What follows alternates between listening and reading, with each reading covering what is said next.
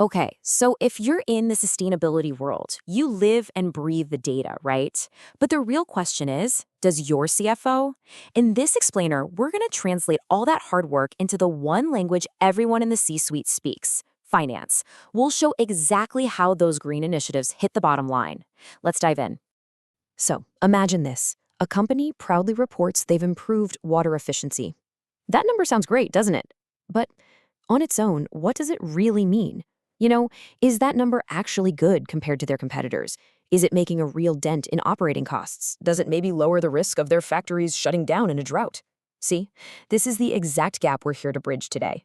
We're going to take an isolated number like this and turn it into a story that finance folks can't ignore.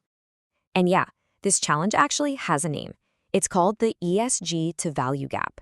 It's basically that tricky space between knowing your company is doing great on a sustainability metric and being able to walk into a boardroom and explain exactly how that creates, protects, or even hurts the company's value. And look, closing this gap isn't just about taking a box for a report. It's about making sustainability a central piece of the business strategy, a real driver of shareholder value. All right, so here's how we're going to tackle this. First, we'll unpack that ESG to value gap. Then, we'll look at the key channels where sustainability actually impacts the financials. From there, we'll get into the practical tools for valuing cash flows and measuring returns. And finally, we'll put it all together to show you how to go from raw data to real, decisive action. Okay, first up, the ESG to value gap. Really, this is all about learning to look past those standalone numbers and start hearing the financial story that they're trying to tell us. You ready? Think about it like this. You'd never just look at a company's revenue and call it a day, right? Of course not. You'd want to see the expenses, the assets, the liabilities, the whole picture. Well, sustainability data is exactly the same. Without context, without comparison, without some real analysis, it's just a number. It's not telling you the full story. So the big question is, how do we build that context? Well, it all starts by understanding the specific pathways, the channels through which sustainability performance actually hits a company's financial statements. And it really boils down to three main channels. First, you've got the income statement stuff, the day-to-day impact on revenues and expenses. Second, there's the balance sheet, how it affects the value of what a company owns and owes. And third, and this one's super important, is the influence on the company's risk profile, which has a direct line to how much it costs them to get money. And just look at how real these connections are. I mean, better sustainability can literally boost sales from customers who care about that stuff. Being more energy efficient, that directly cuts your operating expenses. But it goes both ways. New climate regulations could suddenly make a company's oil reserves way less valuable. And hey, having strong governance can make investors see you as a safer bet, which makes it cheaper to get loans. The point is, this isn't some fuzzy, abstract idea.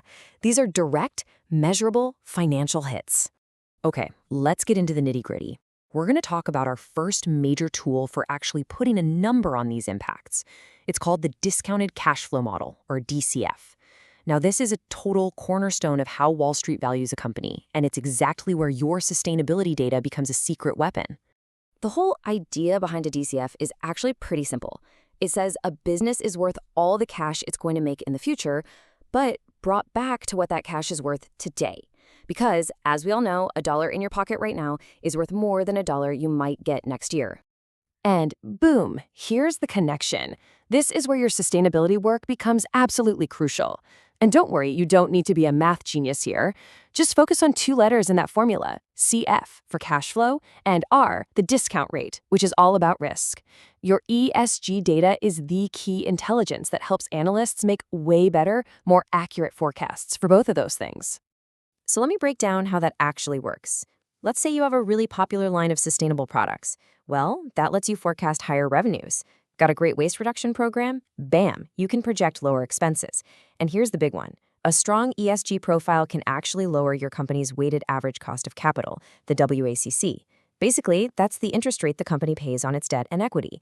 A lower WACC is a huge deal because it directly makes the entire company more valuable. Now, DCF is awesome for peering into the future.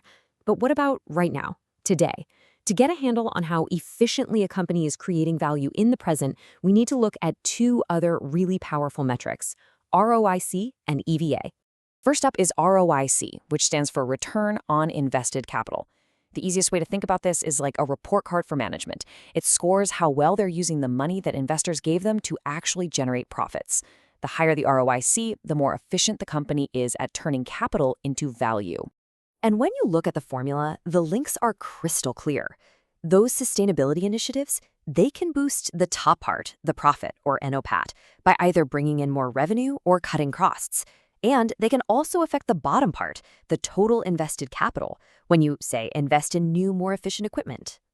All right, next up is EVA, or economic value added. This one asks a really simple but profound question. Is the company making more money than it cost them to get that money in the first place? If the answer is yes, if EVA is positive, it means the company is actually creating real, honest-to-goodness wealth for its shareholders. What's so cool about the EVA formula is how it ties everything together. It takes that efficiency score we got from ROIC, and then it subtracts the cost of getting the money, that WACC we talked about. So think about it. Any sustainability project that either boosts your ROIC or lowers your WACC is going to directly increase your economic value added. This is the kind of metric that makes CFOs light up because it cuts right to the chase of whether you're creating wealth or not. Let's make this super concrete. Picture an aluminum can company. They decide to start using more recycled aluminum.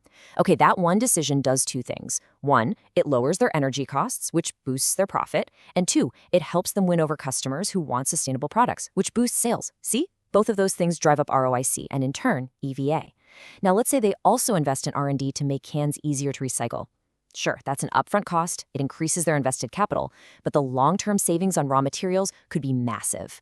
It's a perfect example of how smart sustainability strategy translates directly into these core financial numbers. All right, we've covered a lot of ground. We've talked about the gap, the channels, and the tools. So now, let's bring it all together and talk about how you actually put this stuff into practice.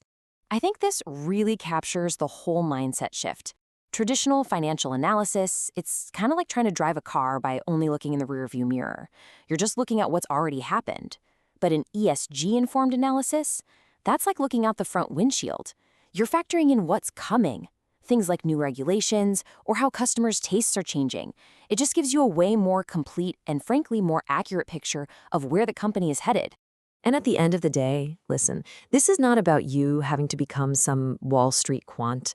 The real skill here is being able to spot the relationships between the sustainability work you're doing and the company's bottom line.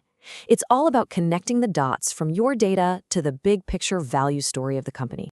So let's just quickly recap the key takeaways here. First, and this is the big one, ESG isn't some separate thing from finance, it's a critical input to good financial analysis. Second, you gotta know those three core channels. That's how you trace the impact all the way to the bottom line.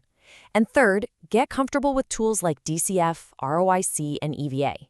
Think of them as your translator. They're what let you speak the language of value. Look, every single data point you track, whether it's water usage, employee turnover, you name it, it's all part of a bigger financial story. A story about risk, about opportunity, and about creating value for the long haul. So the final question is pretty simple. Are you listening to that story? And maybe more importantly, are you ready to tell it?